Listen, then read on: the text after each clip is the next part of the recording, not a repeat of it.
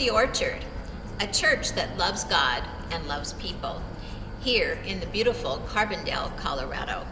My name is Robin Corson, and if you're watching the service online, please feel free to make any comments or ask any questions. My name is David Corson, and if you're here on the beautiful campus here at the Orchard, you know that we care for your well-being.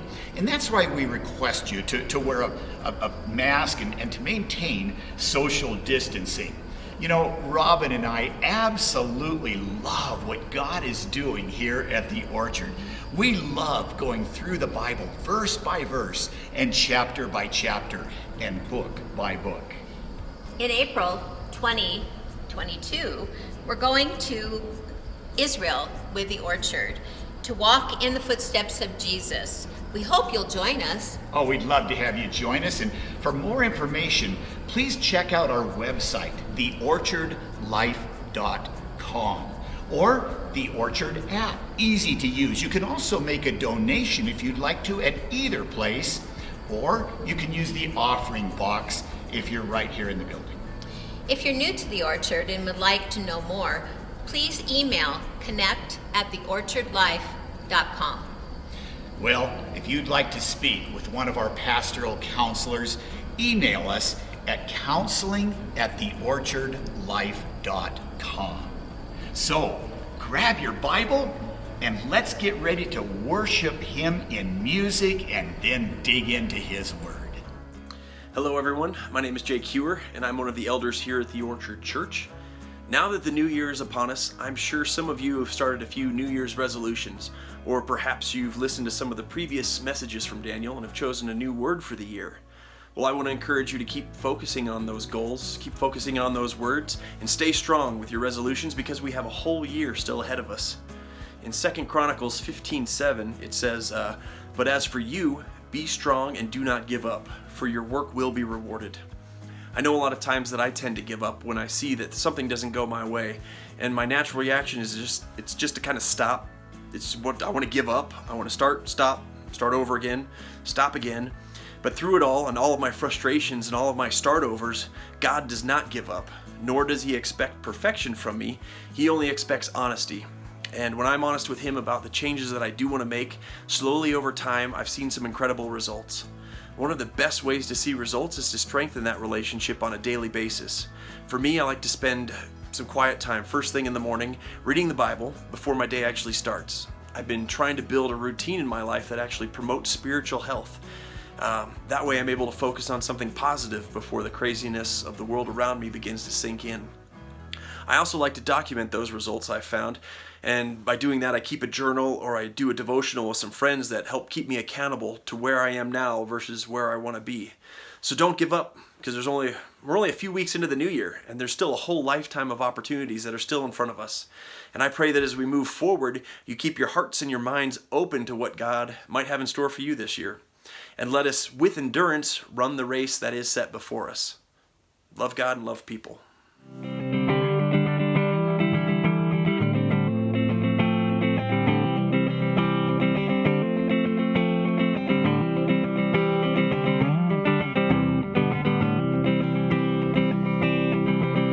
Your mercy rains from heaven like confetti at a wedding, and I am celebrating in the downpour.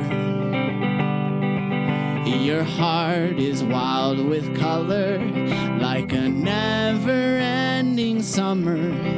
You burn away the winter of my cold and weary heart. My soul cries out, holy, holy. My heart is lost in your beauty. All hope is found in your mercy. You paid the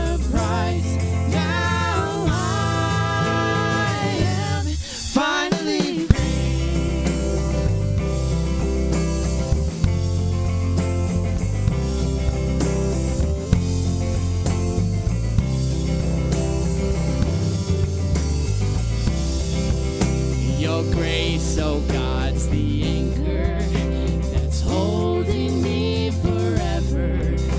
Come trouble or high water, I am steadfast. Yeah, you lift me when I'm sinking, like the swell of mighty oceans. The power of redemption, oh, it gives me wings to soar.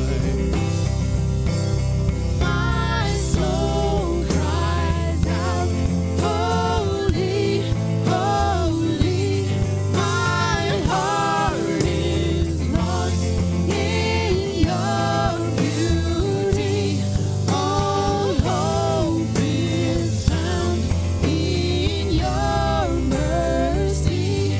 You paid the price. Now I am finally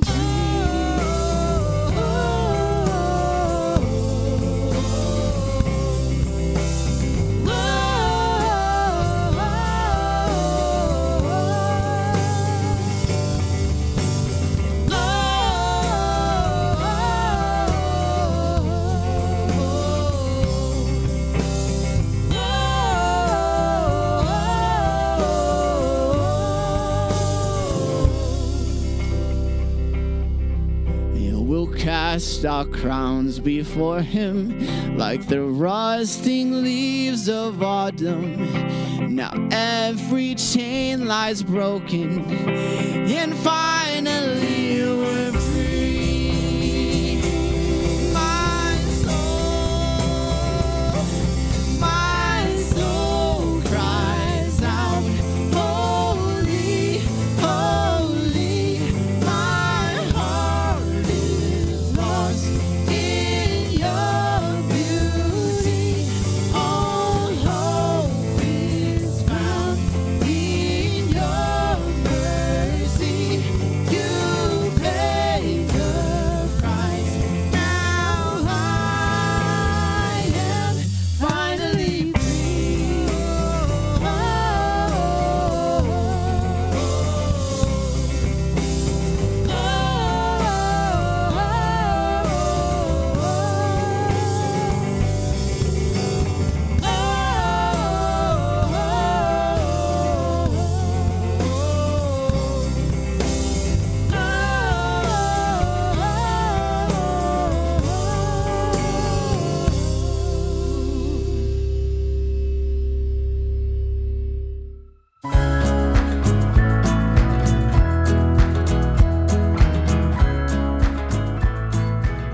Hey, before we jump in today, I want to give you some encouraging developments that we have happening here at the Orchard. First of all, I just want to say thank you once again to all of you who made the Orchard a part of your 2020. You know, when COVID first hit, I was so uncertain and concerned about what would happen here. But God wasn't concerned. He decided that 2020 would be his year to accomplish more in this church than in any year prior. We reached more people. We gave away more resources. We saw incredible life change, a huge influx of people who call the Orchard home in 2020. And you may have noticed in some of the announcements before the service, I mean, we have people from both coasts and in between saying that they are a part of the Orchard, that this Rocky Mountain message of love God and love people is spread across America. And one of the coolest things I hear is from those people, and maybe you might be one of them, who call the Orchard home now, who can't wait to the first time you get to fly in and visit your church. It's so cool. You know, God has extended and expanded the Orchard beyond these walls, beyond the region, and beyond our state. And I want to say thank you. Thank you to each of you who at some point you forwarded a message that you heard, or you invited a family or a friend to come watch it with you. Because here's the reality. Many of those invitations turned into salvations. So thank you. Thank you for spreading this message of love God and love people and Jesus above all things to your friends and your family. I also want to thank each of you who partnered with the Orchard in 2020. Obviously, there was a concern about how we would continue our operations and finances and foreign missionaries and local ministries that we have and bringing life as a church amidst a pandemic. But I'm happy and humbled to tell you that 2020 was our greatest season the Orchard has ever had in its 30-year history. The generosity of people like you allowed us to do some things that we have never been able to do before and support people in a new way through COVID. And here's the best part. As a church, we are now primed and set up for some huge opportunities that God is revealing and rolling out in the next year. So needless to say, we don't just want to be the people who speak love God and love people. We want to give it, and we want to live it, and we want to provide it for those who need. And so from me and my heart, from me as your lead pastor, thank you so much for your generosity and for your heart for your church. And I want you to know something, that as you partnered with us through that season, through this season, all those lives that were changed, the meals that were given, the funds that were provided, the rent that was paid, the gifts that were given, the food that was handed out, the prayers of salvation and the prodigals that came back to God, all of those things that God accomplished in 2020, you were a part of it all. Like, you were a part of that. You partnered with us in a vital way, and I'm so grateful. And I'm so excited to see where God takes us this coming year as we continue to walk in his favor and ask him, God, where are you going to take us? And where are you going to take this message in 2021? And so despite all that went wrong in 2020, God did amazing and miraculous work, and you were a part of it. That's the reality. And let's continue to invite our friends. Let's continue to forward messages. Let's continue to grow this movement of God even larger in this coming year. Because the reality is we want to see God's redemption. We want to see God's salvation. We want to see life change impact the world around us. The other thing I want to open up to you today is there's a very tangible need in our nation right now, and a very tangible need in our church and in your life. It's this need for real and authentic community. The need to have other Jesus-following believers speak truth into our life and to hear our stories and to know us and to be known. And here at the Orchard, growth groups are our small group ministry. And usually it's a slam dunk. I mean, we talk about growth groups and you sign up and we put you in a group and community happens. But as we're going through COVID, we've got some hurdles to overcome. But our growth group leader, Cheryl Westfall, she is competent, she's capable, and she's creative. And her team are providing growth groups in a way that navigates through this COVID season while still providing authentic friendships and real community. So here's the reality. Wherever you live, wherever it is, if you're part of the Orchard, I want you to be in a growth group. It's the primary ministry of this church. And if you're one of the Orchard members who lives out of town or out of state, or if you're somebody who doesn't yet feel comfortable gathering with others, totally okay. But know this, we are providing virtual small groups for you. And here's the reality. I know virtual small groups, it's not the best, it's not ideal, but we've learned it's better than none. You can get to know a group of people and someday get to meet with them and hug them. Growth groups are a huge part of what we do here at the Orchard. It's most important during this season than any other. And so I want you to right now, whatever you're doing, pull out your phone. If you're on your computer, take a chance, step out in faith, and email growthgroups@theorchardlife.com. It'll be on the screen, growthgroups@theorchardlife.com. Email and say, I'm interested, and Cheryl and her team will get it set up for you. Now, today's message. It's an easy one to preach, but it's not an easy one to apply. I do think the challenge of today's message is that it's one that can set the course for your 2021. I believe that if we don't adjust to the truth of what God has for us today, we'll end up with another calendar year gone by, just being full of frustration and distracted more than ever. And here's why. Because 2020 was a year that brought us outside circumstances that kicked and screamed and threw fits. And it was a truly and wild and dangerous storm that hit us over the past 365 days. A storm of pandemic and protests and politics, and a tempest of media and fear-mongering and solicitation of fear and frustration. And truly, 2020, if it was a boat ride, we would be holding on to the masts, grabbing our life preserver. But we've learned some things. We've learned some things in the past 2 weeks, haven't we? What have we learned? We've learned that just because the calendar year has changed, it doesn't mean our world has changed. Like, we've learned this, haven't we? It means our frustrations didn't disappear. It means our fears didn't just depart because January 1st hit. Just because the calendar year changed doesn't mean our character changed. We've already learned that 2021 wasn't the magic pill to return us back to, quote, normal. So with that said, with the storms of last year behind us and the tempest of 2021 forming ahead of us, what do we need to prepare inside of us to face whatever this coming year brings? Well, I'm glad you asked that, because that's what we're going to talk about today. You know, this series is called Awake, O Sleeper, and today is on awaking from spiritual blindness.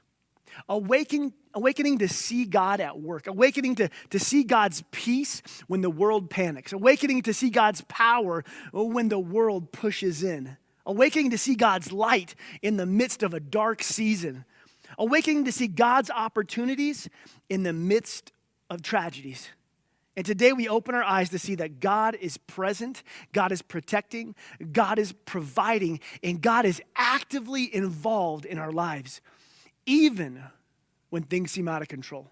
And so today, we need to awaken to see God, no matter what this year brings us. Because here's the bottom line. If you get nothing else, get this part.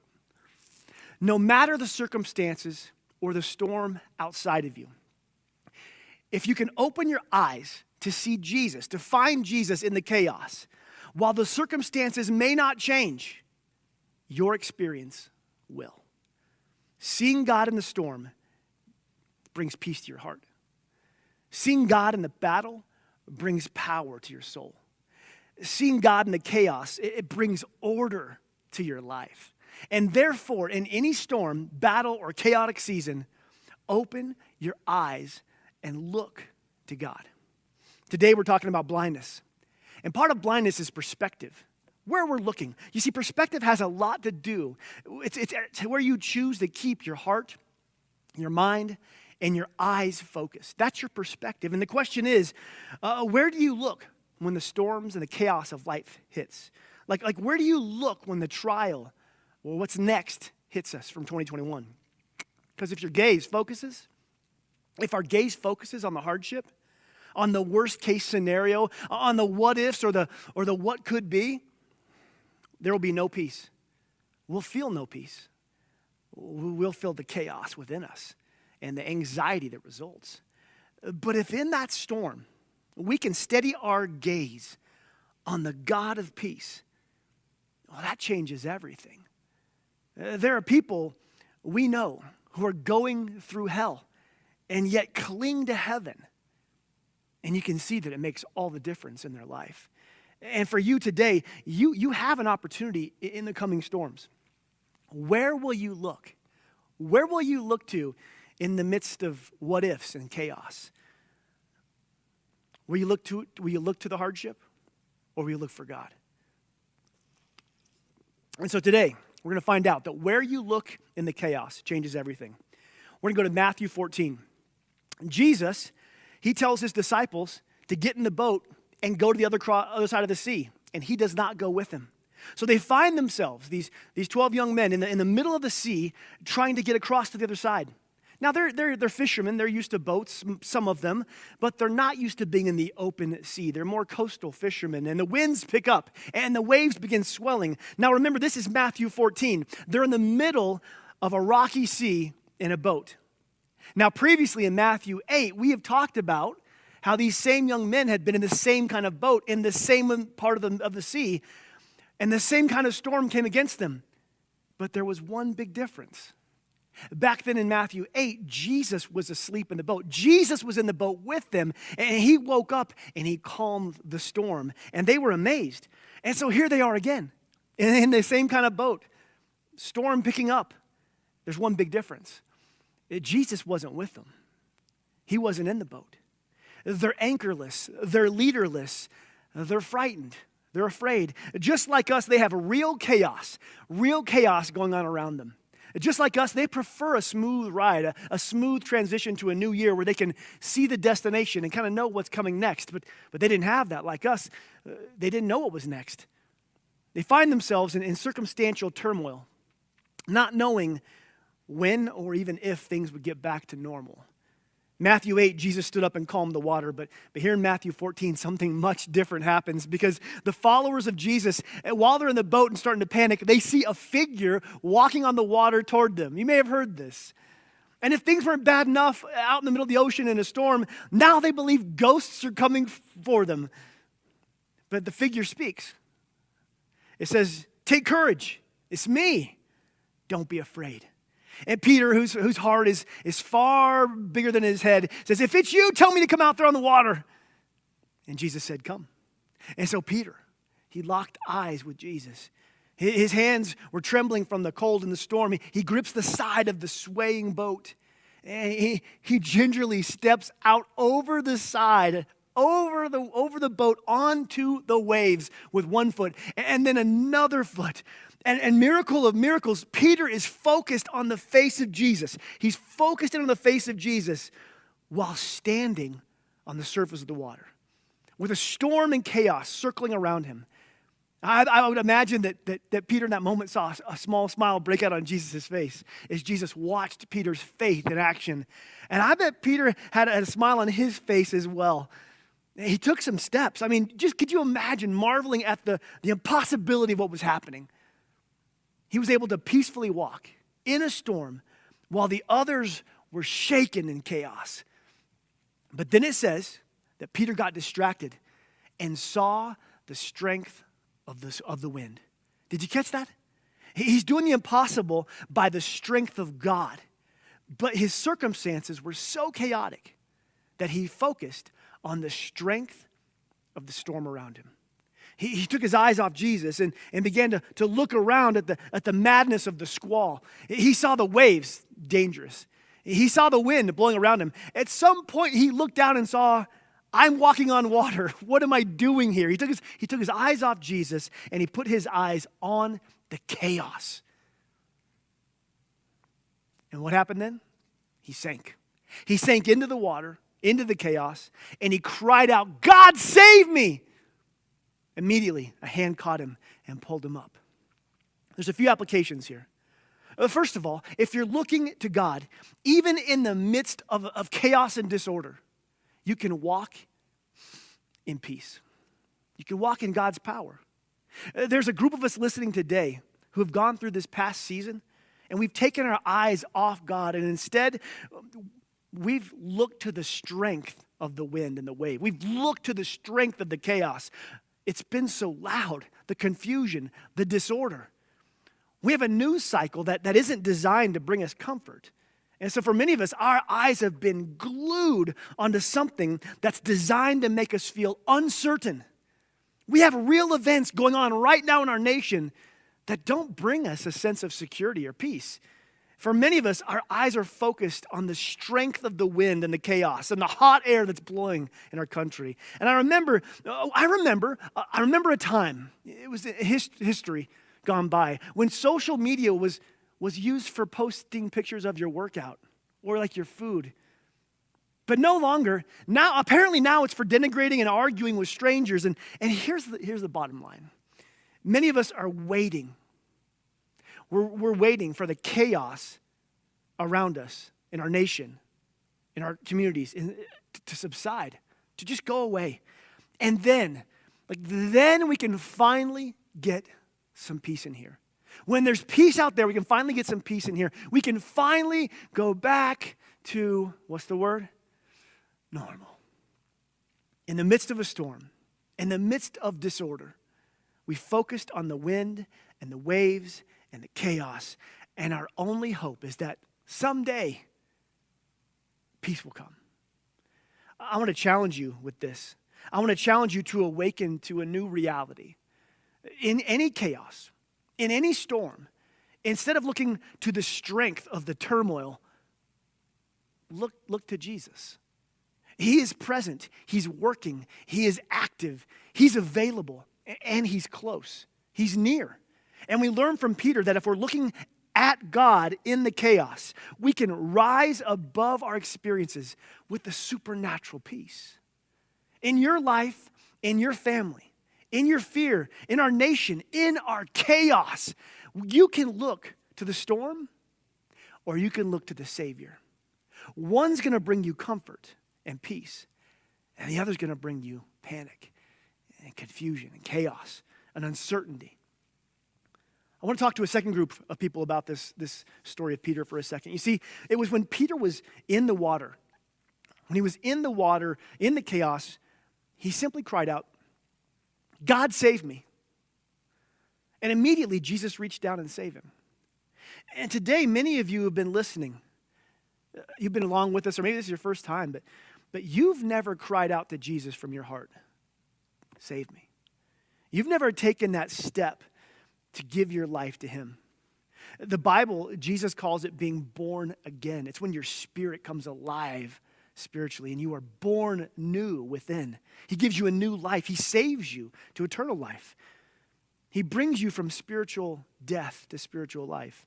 He opens our eyes so we can see spiritually. So throughout not just the past year, but I would bet in your life, you've seen some good times, you've had your hard times. I know that you've had a unique spiritual journey. And wherever that journey has taken you through all your phases and all your moments and summits and valleys, it led you here today. It led you to this moment. And in this moment, God's Spirit is calling you to cry out to God, to cry out to Jesus, like Peter did. God save me. To say, Jesus, I need you. To know that Jesus died on the cross and rose again and that he offers you a hand in salvation. And like Peter, all you have to do is cry out. If you're here today, you've been brought to this moment and you want to give your life to Jesus, you want to take that step and say, Jesus, I need you. God save me. I want you to pray this prayer with me. I really do. I want you to repeat this prayer right now, wherever you are. Say this. Jesus, I need you. God save me. I know you died and rose again, and I give you my life. Spirit, I invite you to fill me right now. Jesus, save me. Amen. And if you prayed that with me today, I want you to join countless of others who have also prayed that and emailed me. I want to hear from you. So if you would email us, we want to send you some resources and connect with you. You can email us at connect@theorchardlife.com.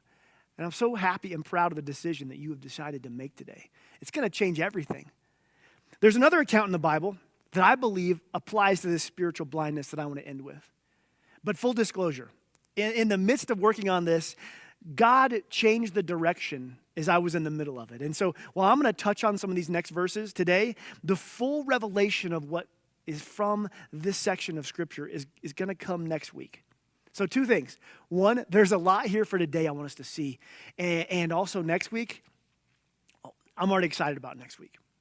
These verses are in 2 Kings chapter 6, and they reveal that sometimes we get so consumed with the world around us that's threatening us that we miss what God's doing entirely.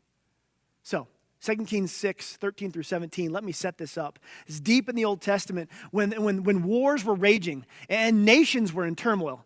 Nothing like today, right? And God spoke through his prophet. The prophet's name was Elisha. And we have a king of Aram, and he's declared war on God's people, Elisha. The king tells his soldiers, he says this in verse 13, "Go and find out where Elisha is," the king commanded, "so I can send troops to seize him." And the report came back, Elisha is at Dothan. So one night, the king of Aram sent a great army with many chariots and horses to surround the city. And when Elisha's servant got up the next morning, he went outside, and there were the troops and the horses and the chariots everywhere. And he said, "Oh no, what do we do now?" The young servant cried out to Elisha, "Oh no, what do we do now?" As he's looking out on the surrounding chaos, this threat. The enemy king sent horses and chariots and a strong army to attack Elisha. Elisha's servant gets up and he just sees the attacking force. What are we going to do now? You know, I've seen turmoil unfold in our nation, and I've said this very thing recently. What are we going to do now? And you see, there are times, and this is one of them, where the chaos around us is probably greater than we imagined. Life brings us circumstance upon circumstance upon circumstance. You add in national stuff, you add in personal stuff, you add in marital, relational, add in all these circumstances. And maybe perhaps you have echoed this servant in the past day or week or month or year. Oh no, like what do we do now? What do we do with this? The prophet Elisha, he's standing there next to the servant. He hears his question. And he responds differently. You see, the servant cries out, "Oh no, what do we do now?" And listen to how Elisha, God's prophet, responds. 2 Kings 6:16. He says, "Don't be afraid. Those who are with us are more than those who are with them." Can you imagine this being the servant? This old prophet says that the us is greater than the them. The servant, he looks out on the vast army, all the chariots and horses and soldiers. That's the them the prophet's referring to. And then he looks back at himself and the old prophet standing there on this balcony. That's the us being referred to. You see, the servant couldn't see God. All he saw was the threat. All he saw was the turmoil. All he saw was the storm. All he saw was the chaos. All he saw was the obvious. And it was tragic. And it was hopeless. But look what happens next in verse 17. Elisha the prophet prayed, "Lord, open my servant's eyes so that he can see." Open his eyes so he can see. Apparently the servant, while his earthly vision was 20/20, wasn't seeing correctly.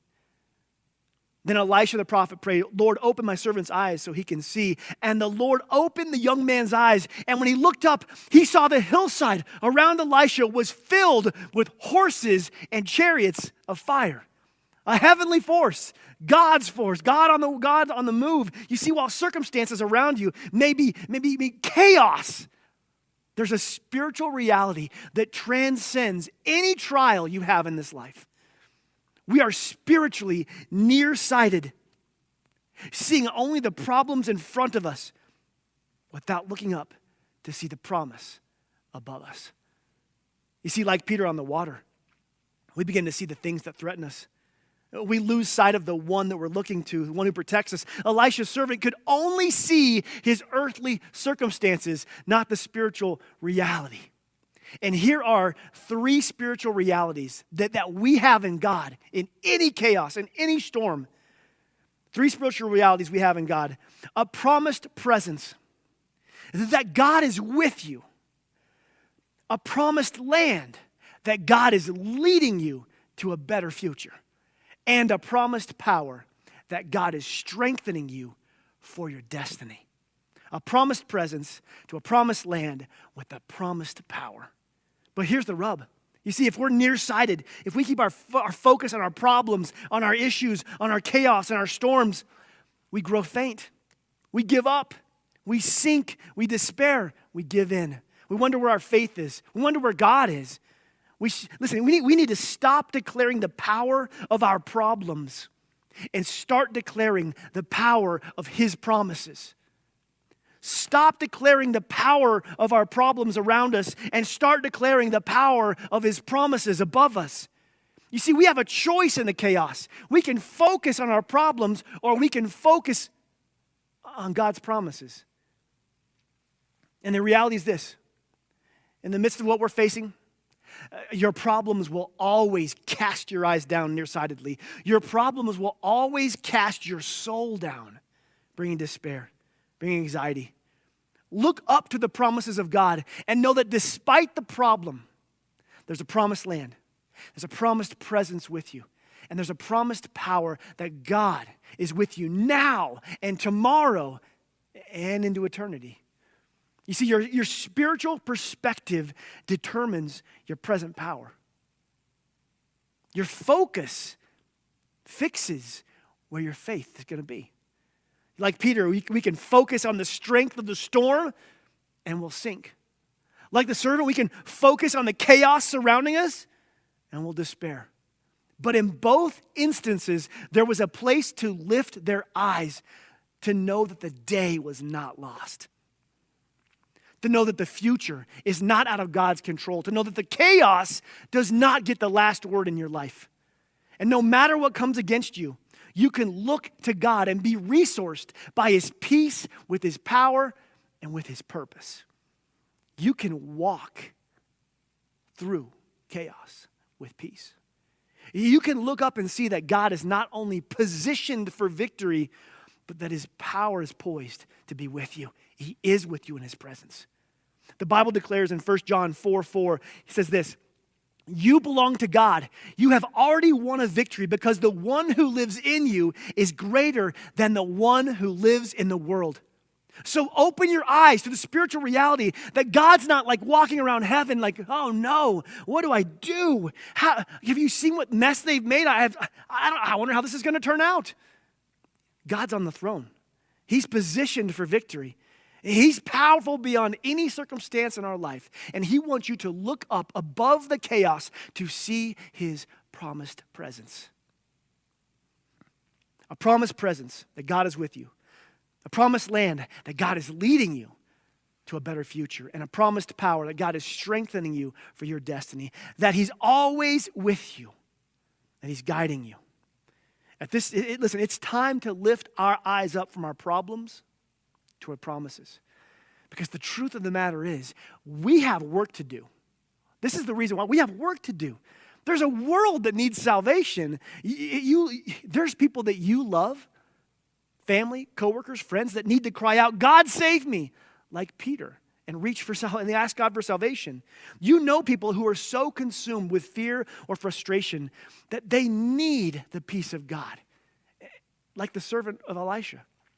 And here's the reality. When we're looking up to God and His promises, we carry this with us. When we look to Him, when we lift our eyes to His promises, we carry peace and power and purpose. And that's what the world's looking for. We can offer it to the people around us who are consumed with uncertainty based on chaos, based on storm. So lift your eyes. In any circumstance, cry out, "Where are you, God?" If you're in a circumstance that seems hopeless, in prayer, cry out, "Where are you, God?" and look for Him. In the midst of a storm like Peter, look for Jesus. Find His face. He's at work. He's making a way for you. He's drawing others to Himself during this time like never before. He's at work. He's active. So lift your eyes. Don't be consumed by the chaos. Stop being a consumer of the problems in our world, because His promise is greater. His presence is grander than anything we will face. So, deep breath. And I want you to say this with me as the word comes up. Say this with me. God, I raise my eyes from the chaos. God, open my eyes to see You at work. I belong to You. I have already won victory because the one who lives in me is greater than the one who is in the world. Hold on to the promise of God. Look for His presence and know that His purposes are being actively moved forward. So lift your eyes and fix your gaze. Orchard, take hope today. Amidst the chaos, look up, find Jesus. I love you, love God, love people. I'll see you next week.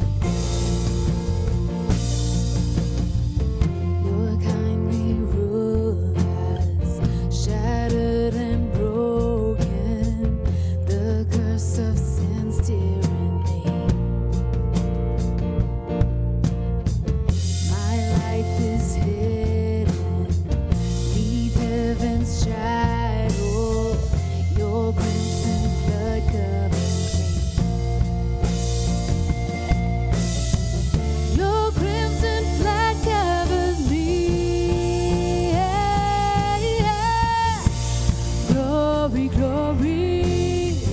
We have no other King but Jesus, Lord of all. We raise the anthem, and our loudest praises ring. We crown him Lord of all.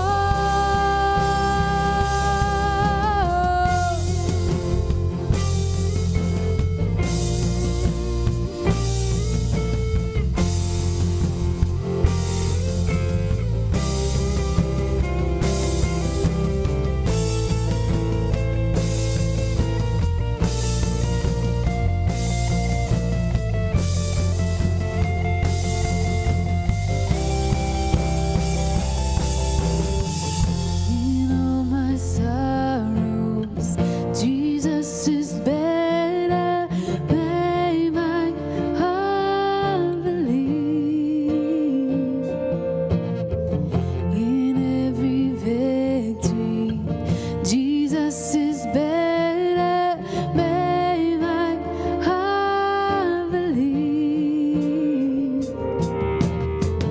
Than any comfort, Jesus is better. May my heart believe. More than all riches, Jesus is better. May my heart believe. And our souls declaring, Jesus is better. May my heart believe. In our song eternal, Jesus is better. May my heart believe. Glory, glory. We have no other King but Jesus, Lord of all. Glory, glory. We have no other King but Jesus, Lord of all. We raise the anthem, and our loudest praises ring. We crown him Lord of all.